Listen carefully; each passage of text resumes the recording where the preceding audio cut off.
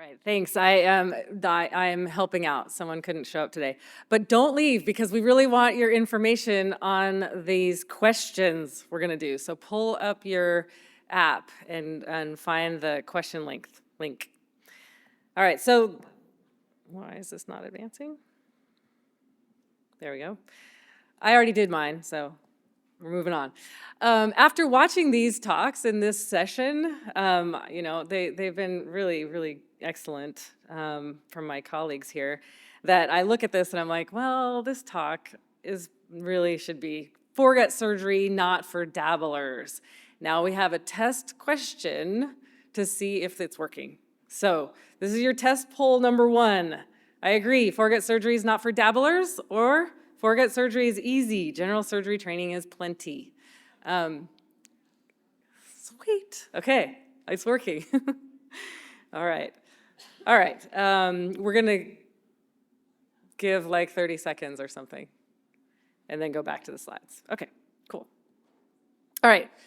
I'm going to give you a little bit of background so that you can answer some next questions. We're going to talk about certification first. Now, the American Board of Surgery is responsible for providing board certification for general surgery, vascular, peds, surg critical care, surg-onc, and hand. And the ACGME is responsible for training program accreditation. It ensures that the programs meet educational quality standards. So this is the way general surgery is set up. But in the 1990s, with the explosion of minimally invasive surgery, as well as just explosion of technical and scientific advancements in all kinds of realms of general surgery, it became pretty clear that more than just ABS needed to be happening. And so the Fellowship Council, predominantly from SAGES members, was developed to bring order to the chaos. And that's how it was born during the era of MIS. And in parallel to the ACGME and the American Board of Surgery, we have the Fellowship Council, which provides accreditation to the programs, and the certification comes from the sponsoring societies.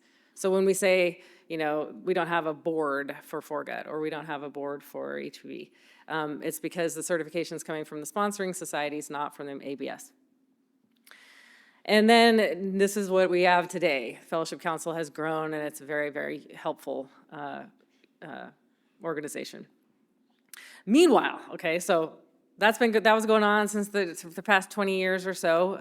A little later, the American Board of Surgery started recognizing what SAGE has already recognized, and that, there is some specialization going on beyond general surgery, but they decided that they would go with developing focused practice designations. And focused practice designations, you might hear people talking about FPDs, those are designed not as a separate board, but their feeling is that most people that do these things mostly do general surgery, or at least half general surgery, and then also have this focus. So like general surgery and bariatric or something.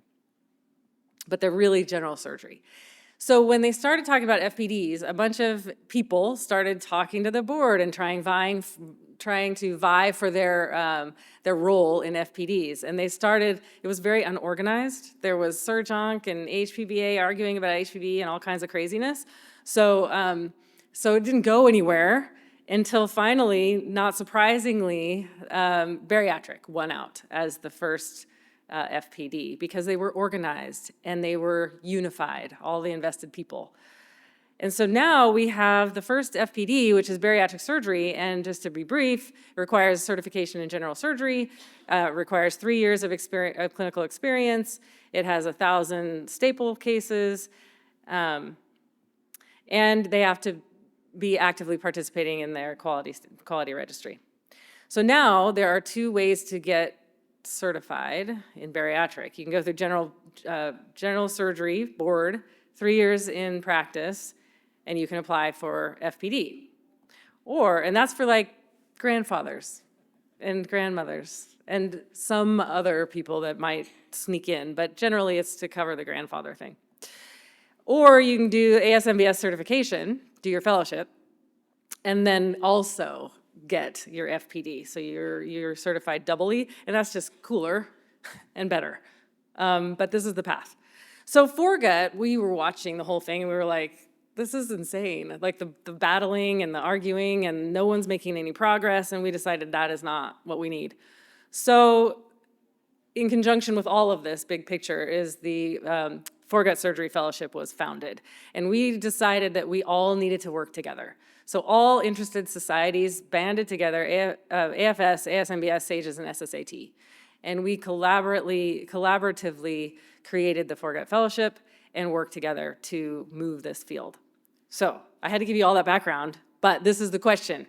Regarding Foregut certification, Foregut should have its own specialty board like colorectal. Foregut should focus on getting their FPD. Or general surgery is fine. We don't need any of this rigmarole. Oops. All right, switch it over to the answers. I didn't add the question of Foregut fellowship is fine, is good enough, but cool. This is really important because, like Chris said at the beginning, we do all this, we do a lot of work on this, in this work, the FPDs and the education and all this stuff. But this is an opportunity to get your opinions, and it's really, really appreciated. So thank you. All right, very good, FPD. You guys better be answering the questions over here. Okay, what about certification and credentialing? Well, it's not the same. Basically, we are all at our hospital. We do all this work to get certified, and the hospital can do whatever they want. They can credential you however they want. At least most of them require board certification, but they don't have to. So this is your poll number 3. Select the response in which you most agree regarding hospital credentialing, Foregut. General surgery credentialing should automatically include Foregut. Foregut should have a special carve-out under general surgery privileges. Or only advanced Foregut should have a special carve-out. So most hospitals, at least that I know, have a special carve-out for esophagectomy, for example. So general surgery privileges will not allow you to do an esophagectomy. They'll have some special requirements. Same with Whipple's, I think, at least at our hospital. A lot of the endoscopy stuff requires a special carve-out at our hospital. Okay, cool. Good to know.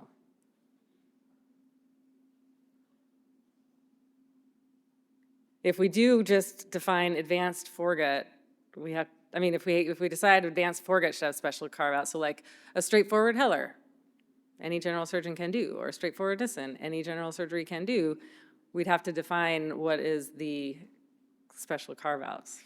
Esophagectomy is pretty obvious, but what about other stuff? So. Okay, so the Foregut audience thinks that Foregut should have special privileges. Awesome. Okay, this one's a little more complicated for you guys, but rank. Okay, rank the following criteria on importance in determining Foregut surgery privileges. This is information that we need to be working on for the hospitals. Foregut fellowship training, so this is rank them on how important your hospital should consider these things. Foregut fellowship training, a Foregut FPD from the board, case volume over the past couple of years, lifetime Foregut case volume, hospital Foregut volume, so like being a high volume center, not individual, and then participation in quality improvement and outcome programs like the ASMBS. Takes a second to rank them, but basically trying to see like what should a hospital consider when they're trying to define the credentialing pathway for Foregut? Obviously, we have people that have done thousands and thousands of Foregut cases and they're experts, but they never did a Foregut fellowship. So we'll have to figure that out. Cool. All right, so Foregut fellowship training is an easy one, check mark. And then the past couple of years, which kind of grandfathers people in. That makes sense. Cool. Okay, billing and coding, real quick. These are our current choices for anti-reflux surgery. We could go on, we could talk a whole entire hour about this kind of stuff, but we've got Nissens, our fundoplications with or without cheiroplasty. We've got paraesophageal with and without fundo, with and without mesh. We got links, which includes a cheiroplasty, should you do it, which we think you should, or TIF, which doesn't have anything to do with the hiatus. I think you guys are familiar with these things. But we know there's a huge amount of gray in between those codes, and we are faced with, what do we do? And what about all these things? So big type 1s, C-TIFs, links and paraesophageals. What about gastric bypass? They're kind of getting screwed a little.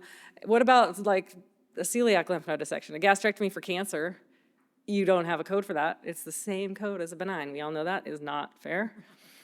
So what do we do? Not do these cases? You just say, I'm not doing a C-TIF because I can't bill it. I don't know. Or just bill it at an under code. Do we do that? Or do we bill what we think we should get for the work that we're doing and then risk fraudulent billing?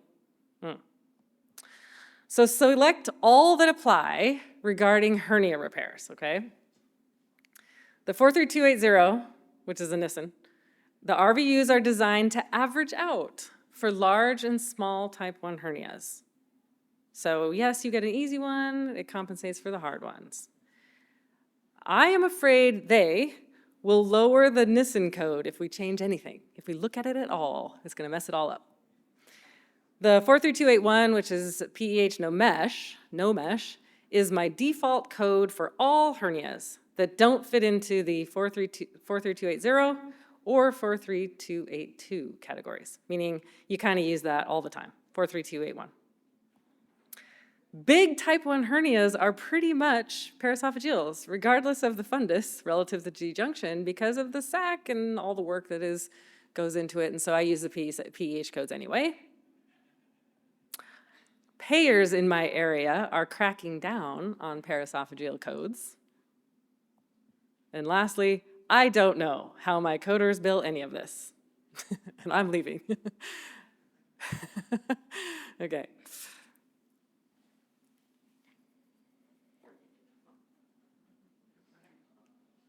I think we've found an issue.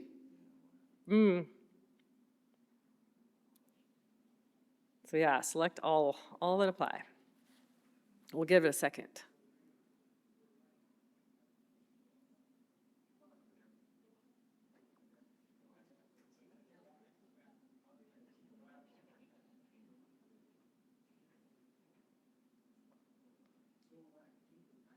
I think it's stopping. Okay, awesome. Good information there. Oh, there's still some more stragglers, okay. Yeah. And redos. Oh my God. Okay. Select the best response for redo billing. Billing with a modifier 22 is good enough for me. Don't need a new code, just modify 22. I bill an unlisted code and it works for me. I bill an unlisted code, but it often triggers denials and appeals. I don't know how my coders bill redos.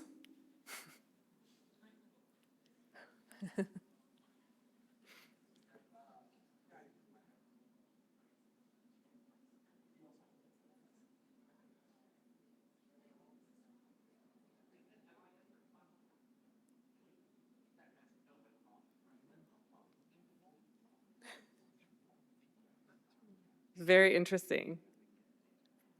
Okay, cool.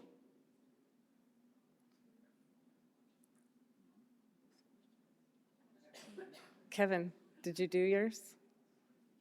Did you not do this one? We did it. We're good.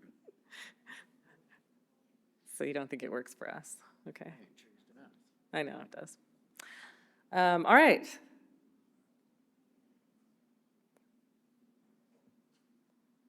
All right, so this was a quick and dirty primer on fellowship training, credentials, improvements in coding, AKA not for dabblers, and we will work for you. Thank you for that information. Thanks.